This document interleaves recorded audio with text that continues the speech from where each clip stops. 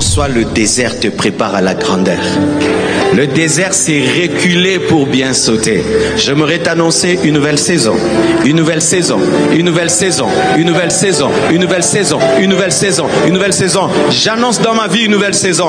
Les choses que j'ai connues. Oh, c'est une nouvelle saison qui arrive. Que les gens l'aiment ou pas, je le déclare. Une nouvelle saison. Dieu ne peut pas t'éprouver à ces points sans avoir le projet de te rebâtir et de te construire. Dieu ne peut pas te tuer avec le projet de te ressusciter. Dieu ne peut pas te détruire avec le projet de te bâtir. Dieu ne peut pas t'amener dans le désert avec le but de te revêtir de puissance. La Bible nous dit Jésus-Christ, rempli du Saint-Esprit, est allé dans le désert. Mais quand il est sorti, Jésus revêtu du Saint-Esprit, j'aimerais te dire que la plénitude donnera le revêtement. Celui qui te dirige va te remplir et va te revêtir. J'aimerais te dire une chose, bientôt, bientôt, très bientôt, tu vas entrer dans une nouvelle saison. Et celui qui était présenté, alléluia, au baptême de Jean-Baptiste, il va attirer des foules. Les aveugles vont voir, les sourds vont entendre, les muets vont parler, les morts vont ressusciter. La bonne nouvelle sera prêchée aux pauvres et le Saint-Esprit viendra. J'aimerais t'annoncer qu'après ton désert, il y a une nouvelle saison, une nouvelle saison. Tiens bon, tiens bon, tiens bon. Même si tu ne vois pas le bout du tunnel, tu es dans la bonne direction. Reste attaché à Dieu, reste connecté au Saint-Esprit, reste dans la parole, reste dans la prière. Il est écrit, il est écrit, il est écrit, il est écrit, il est écrit. Il est écrit, et les anges viendront te servir. Ils prépareront un gâteau pour toi. Dieu te sortira de là. Dieu te donnera une nourriture spirituelle. Donne-moi un amen.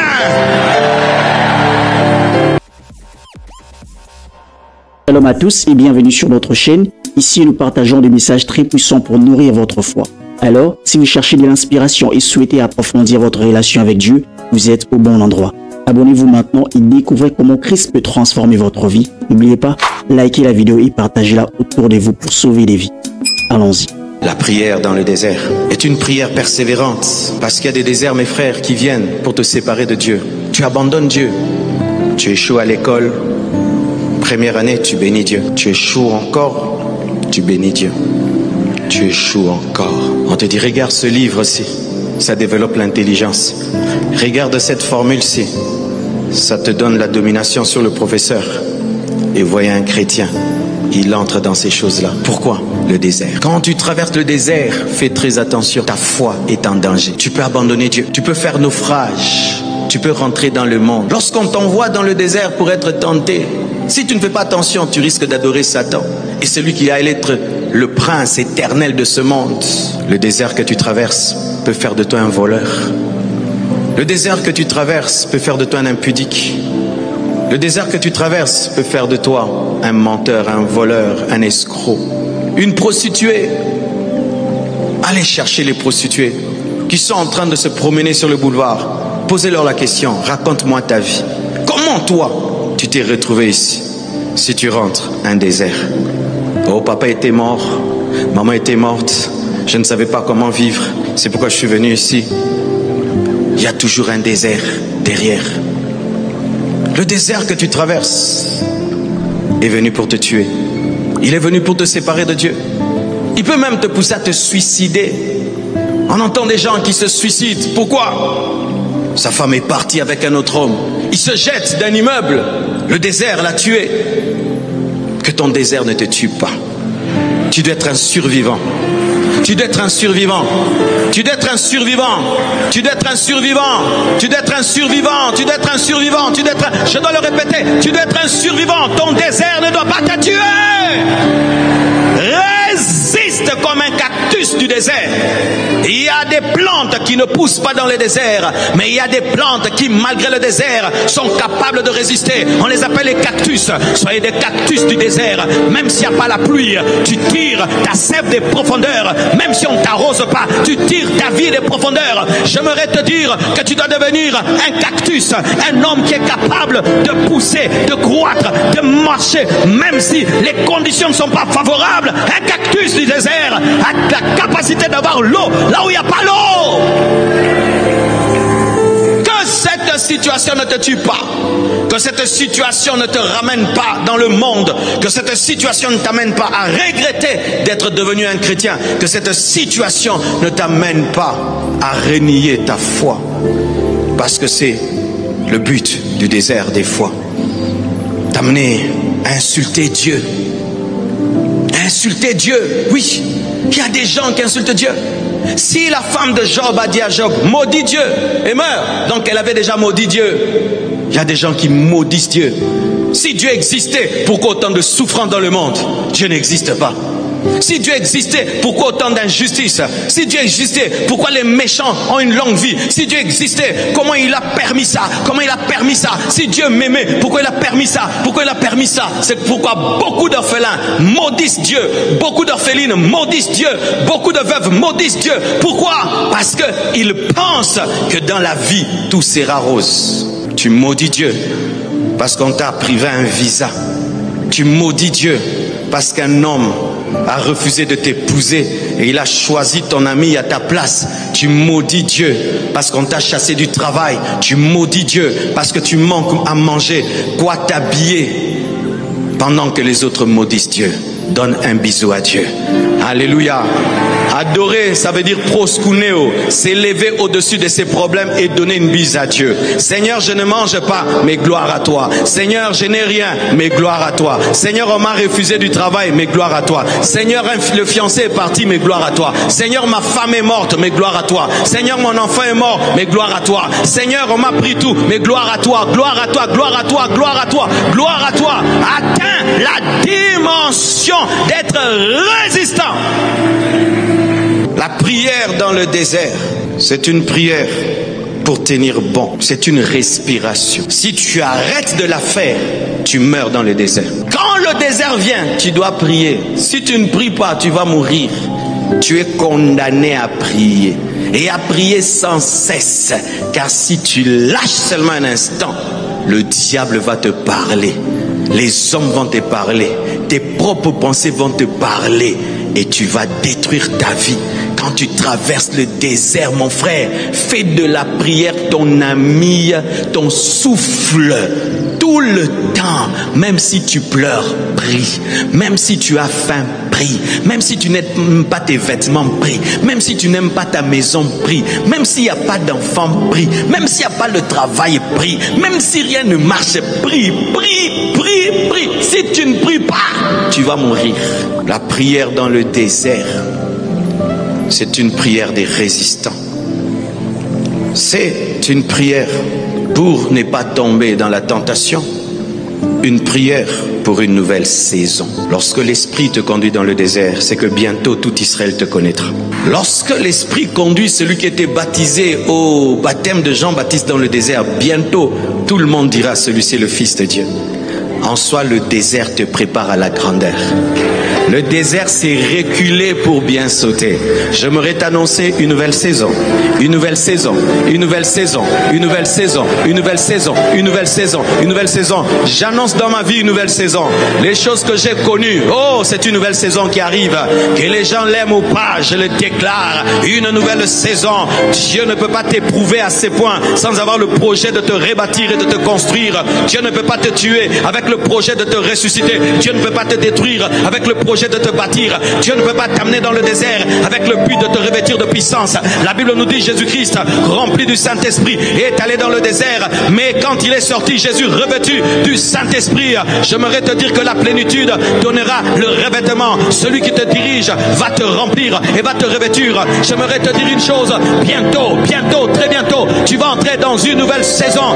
Et celui qui était présenté, alléluia, au baptême de Jean-Baptiste, il va attirer des foules. Les aveugles vont voir, les sourds vont entendre, les muets vont parler, les morts vont ressusciter. La bonne nouvelle sera prêchée aux pauvres et le Saint-Esprit viendra. J'aimerais t'annoncer qu'après ton désert, il y a une nouvelle saison. Une nouvelle saison. Tiens bon, tiens bon, tiens bon. Même si tu ne vois pas le bout du tunnel, tu es dans la bonne direction. Reste attaché à Dieu, reste connecté au Saint-Esprit, reste dans la parole, reste dans la prière. Il est écrit, il est écrit, il est écrit, il est écrit, il est écrit, il est écrit, et les anges viendront te servir. Ils prépareront un gâteau pour toi. Dieu te sortira de là. Dieu te donnera une nourriture spirituelle. Donne-moi un amen.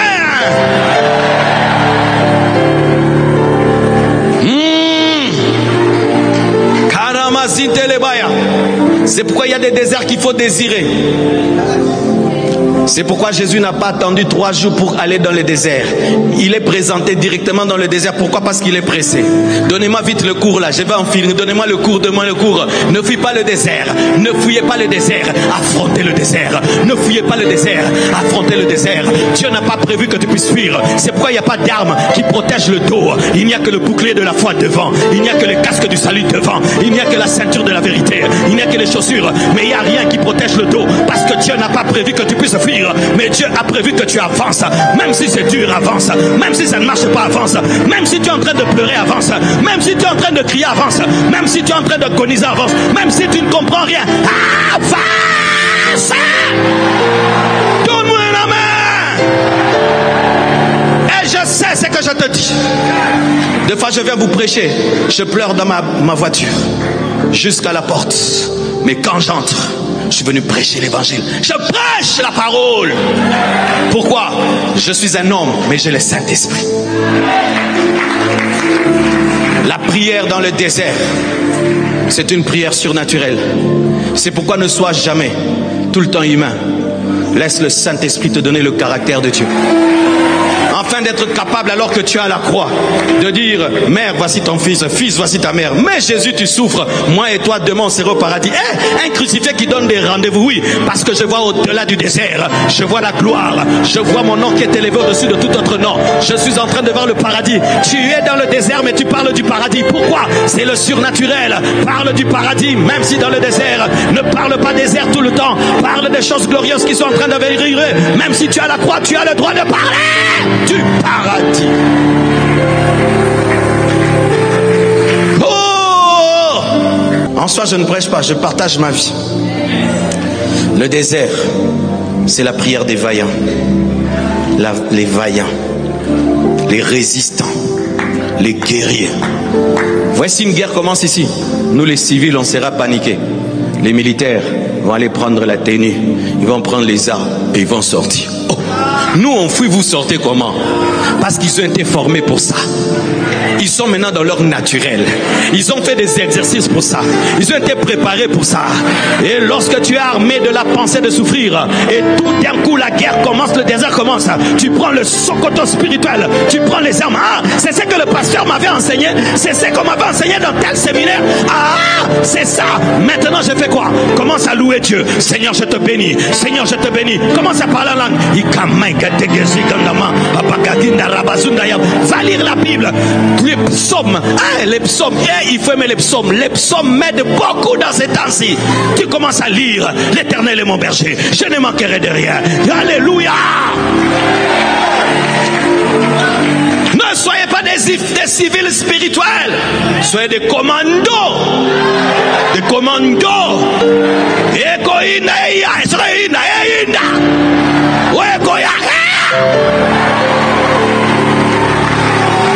Chaque année là bayaba. J'aime ce que les Congolais disent. Mayamote tumarelamba.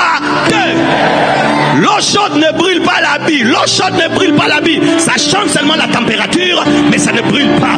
Oh, vérifie, c'est seulement la température qui a changé, mais rien ne t'a brûlé. Vérifie, c'est seulement la température qui a changé, mais rien ne t'a brûlé. Mais d'ailleurs, il y a des tâches qui ne sont enlevées que par l'eau chaude. C'est pourquoi après le désert tu deviens meilleur. Tu as la douceur, tu as la patience, tu as la résistance, tu as l'expérience, tu as la révélation, tu es endurant. Parce que sans enlever les tâches, j'aimerais te dire que tu es capable de changer le mal en bien. Le mal en bien, le mal en bien, le mal en bien, le mal en bien. J'aimerais te dire que les ténèbres ne sont pas éternelles et le désert n'est pas éternel. Tu t'en sortiras. Mais en attendant, dis à ton voisin, en attendant, mange la manne.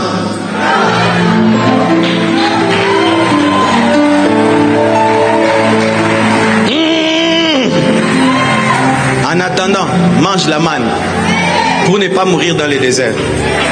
Tu as mangé 3 fois par jour, mais on te donne que du thé. Bois ça pour ne pas mourir. Tu mangeras les beefsteaks que tu veux, mais en attendant, mange au goût de Dieu. En attendant, habite au goût de Dieu. Tu connais sa vie au goût de Dieu? Ton oncle te donne, un frère te donne. Ce ne sont pas les choses là que tu aimais. Au latikaka. Habite au goût de Dieu. Mange au goût des dieux. Mange la manne. Elle te prépare au miel et au lait. Où tu sais que ce n'est pas tout ce que tu veux. Mais comme tu vis, tu vis. Où tu sais que ce n'est pas la vie que tu veux. Mais comme tu vis, tu vis. Où tu sais, ce n'est pas totalement ça. Mais comme tu vis, tu vis. Où tu dors au salon. La manne dort au salon. Mais la nuit, étudie. Et un jour, professeur d'université. Tu es nounou quelque part, mais tu as la licence, la manne. $150, $150, tu gardes, tu payes à l'uniquine et tu finis. Mange la manne. Ce qui est provisoire est important pour ce qui est définitif. Si tu ne sais pas gérer ce qui est provisoire, le désert va te tuer. C'est pourquoi dans le désert il faut manger.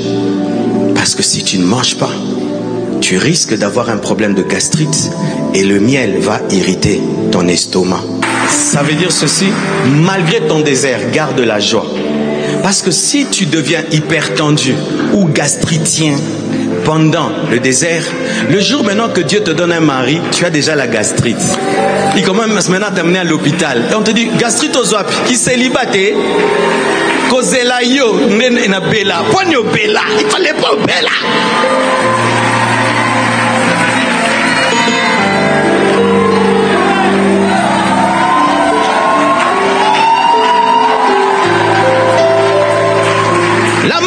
Il fallait la manger une fois seulement.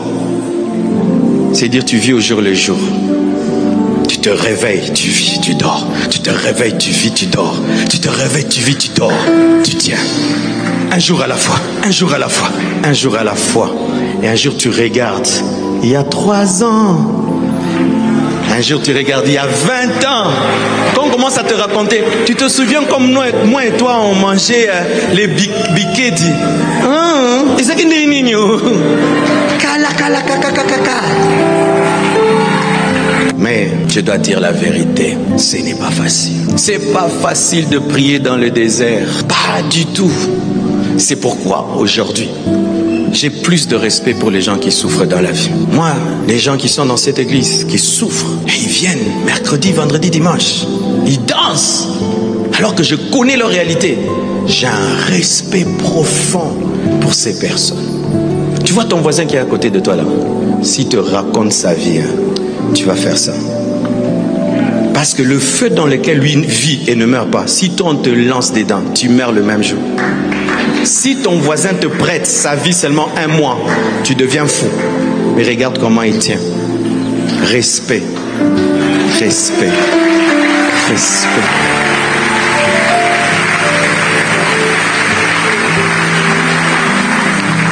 Mes frères, un vendredi, nous fêtons la collation de Racle. Maman Blanche est là. Elle organise tout. Elle chante, elle danse.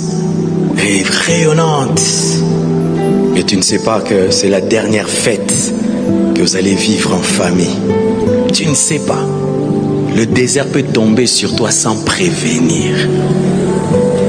Dieu ne te dit pas toujours comme les professeurs, demain je vais interroger. Tu viens à l'école, interro, tu n'avais pas prévu. C'est pourquoi il faut être prêt tout le temps. Pendant que nous on dansait vendredi, Dieu savait que mardi, elle ne sera plus là. La vie a des surprises, mes frères. C'est pourquoi la vie n'appartient pas aux enfants. Kola frère vit et au colisso.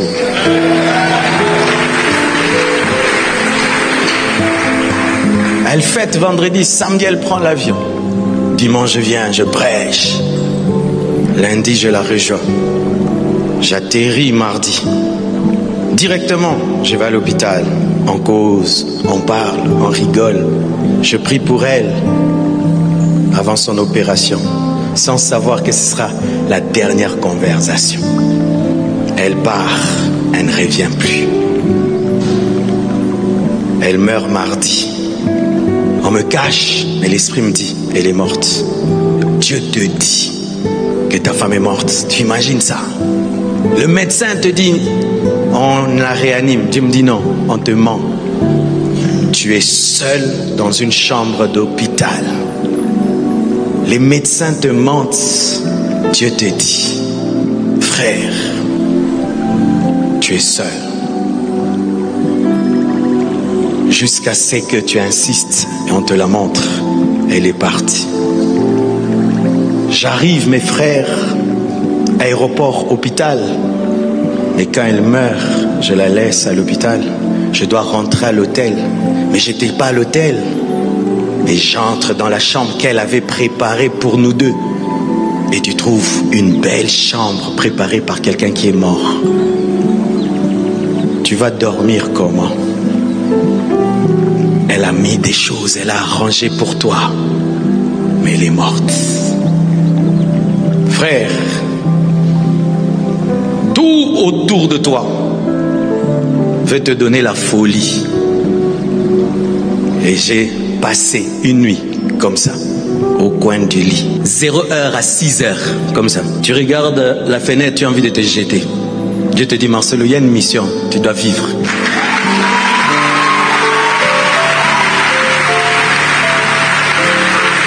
Frère, quelle prière tu vas faire? Je n'ai jamais vécu une nuit aussi longue de ma vie. Cette nuit-là, elle avait fait même 48 heures, 50 heures. J'attends le matin n'arrive pas. Et Dieu te dit une chose seulement. Rends-moi grâce. Je vais te rendre grâce de qu'est-ce que tu as fait de bon. On rend grâce à Dieu, même si ta logique te dit que Dieu a fait mal.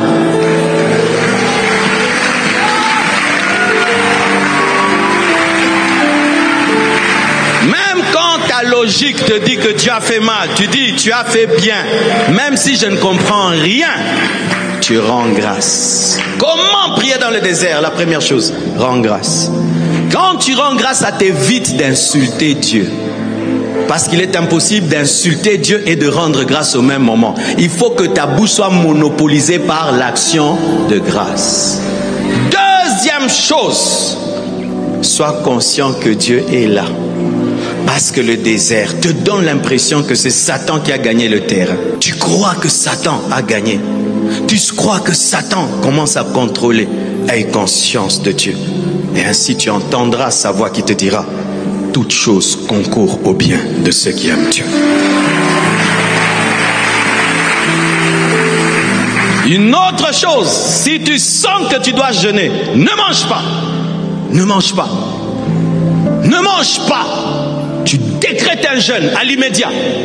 Pourquoi? Pour que ta sensibilité spirituelle soit au sommet. Parce que tu as besoin d'entendre Dieu. Parce que dans le désert, Dieu et Satan parlent. Dans le désert, Satan a parlé. Pourquoi tu écoutes Dieu? Parce que tu peux en sortir, tu es détruit.